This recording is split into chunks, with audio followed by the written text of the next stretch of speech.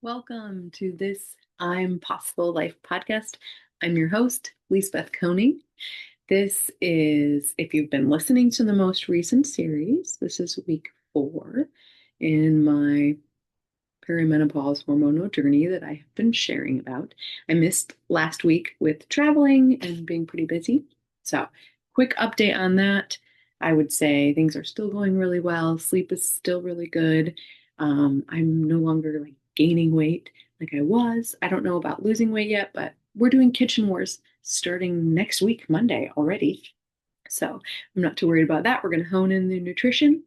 If that is something that you are wanting to work on, you should definitely contact me. If you're listening to this episode much later than it posted, we will have another Kitchen Wars ready for you to sign up for. So basically, Kitchen Wars is a nutrition challenge that makes doing the things that you want to do more fun. So it gamifies nutrition and builds community. So you're not doing this alone, right? So my best friend and coworker, Carrie, we put this together, and our whole goal is to help you break away from that all or nothing mindset. There's a lot of nutrition challenges, which your heart rate might have spiked when you heard me say that already, where it's like you buy into it. And if you screw up once, you're like, well, I might as well just give up because I've lost it anyways, right? Or there's like extra stress put on counting calories or whatnot. This is not that. This is a nutrition challenge that helps you do the daily actions and see that just small steps and small actions can make a big difference into how you feel, how you sleep, right?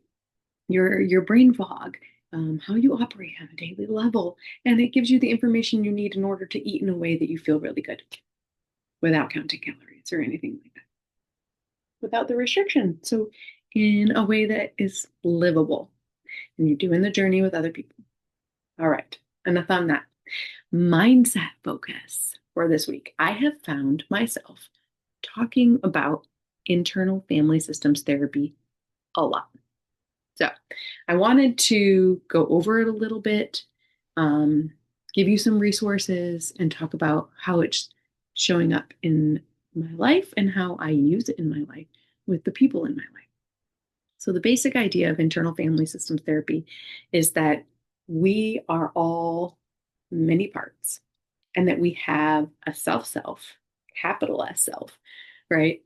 That when you take care of yourself, when you meditate, when you check in, when you journal, when you do all of those things where you're figuring out like who you are and what matters to you, that is connecting to your self. And it's that self that can do things like reparent us, repair things from the past. Um, and so the other parts are protector parts. And usually they're developed in childhood because when you're a child, you don't have the same resources and abilities that you do as an adult. So you have to adapt to your environment to survive. And so these protector parts were built back then. And they're used to coming in and protecting us. And that's how we have developed strategies to cope and survive in whatever environment we are in. Well, you bring it into your adult life, and it's maybe not so effective. So think about a time when, somebody somebody says something, or and then you suddenly like respond in a way that you used to when you were younger, or like in your earlier days, and you're like, what? Why am I responding that way? That's that part coming in being like, I recognize this situation. I know what to do. I got this. And the more we give space to those parts and we check in with those parts, the more that we can help them understand that like they don't they don't need to jump in anymore, that we can handle this a different way. We're growing and learning, and we have an adult now inside of us who can take the wheel. And if you're not aware of all of that, like a lot of people aren't aware that they have these different protector parts, and that's where they become so enmeshed with their parts that they think their parts are who they really are. But it's not. You have parts driving the bus all the time. And that is how, when you can have people who are really explosive or really dysregulated all the time. So the goal is to regulate often, check in often. Gabby Bernstein has a new book out called Self Help that basically takes this IFS theory and puts it into a book so that you can follow the method. And I know in her podcast, I've listened to it, she talks a lot about that check in process. And I know for myself, when I was working on healing some parts of mine, I would do this meditation where like I'd ground myself, right? I'd go through all my chakras, and then I would picture myself in the place where I felt safe and at home. It was like my spiritual center. And I would check in with those different parts. And I had a moment in therapy where I admitted out loud that in a previous situation, I had been emotionally abused. And when I did that, it went silent inside. So when I would do that meditation, those parts would not be there. It was like I had made us completely unsafe and they didn't know what to do. So they disappeared. And so I would do the meditation anyways, talk to them, say, I'm here now. We're going to be okay. We're going to do this differently. And it was like over time, doing that every day, they eventually showed up and I could ask them, like, what do you need? Right? What do you need? So this could all sound very confusing, but I think everyone can relate to feeling like they maybe respond in different situations in different ways. And so go through this next week and observe yourself and notice, when do you get triggered? When do you get upset? What are your coping mechanisms that you automatically go to, right? And then start to think of that as a different part of you taking the wheel and saying, I know what this is. This is unsafe. I am here to make sure we're okay. Right. Okay. So here's another example that you might relate to. In the past, I would get really uncomfortable bringing difficult topics up with a romantic partner.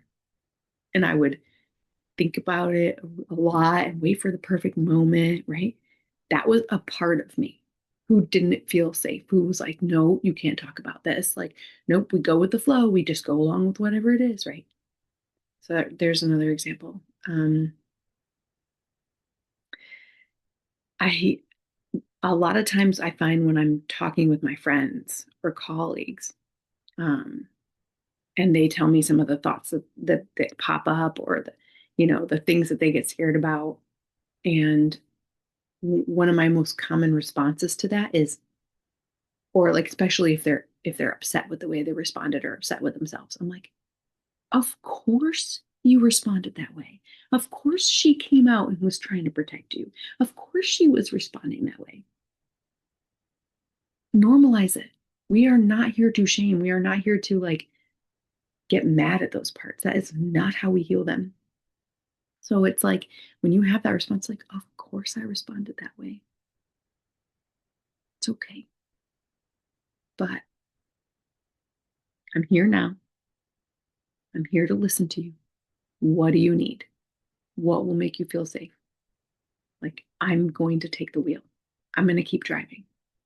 And the more that you practice that, the more you are able to keep holding onto that wheel and being the driver of you. Because they will learn to trust you. They will realize, okay, she's got us. We are safe. And you just tell yourself all the time, like, I am safe. It might sound silly, but it really does make a difference. I am safe. And once you dive into this and you learn more, because listen to way more than just my podcast, right? Listen to Gabby Bernstein's podcasts. There's really cool interviews you can find on YouTube of IFS therapists doing IFS work and talking to those parts.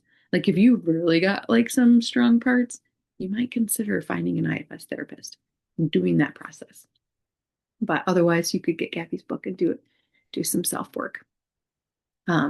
But you'll start to see, you'll notice when they start to come, and you can reassure them then, And that's when you can start to respond differently to situations in your life. You can stop making the same mistakes, making the same patterns that you used to that you don't want anymore, right? That aren't serving you anymore. That's when you can start to shift that pattern. So that is our mindset focus for this week. Um, if you haven't listened to the previous episodes, make sure you go back. You can go all the way back to the beginning and listen all the way through, because what I say is short and sweet and to the point and hopefully helpful. That is my goal. All right. Have a beautiful week.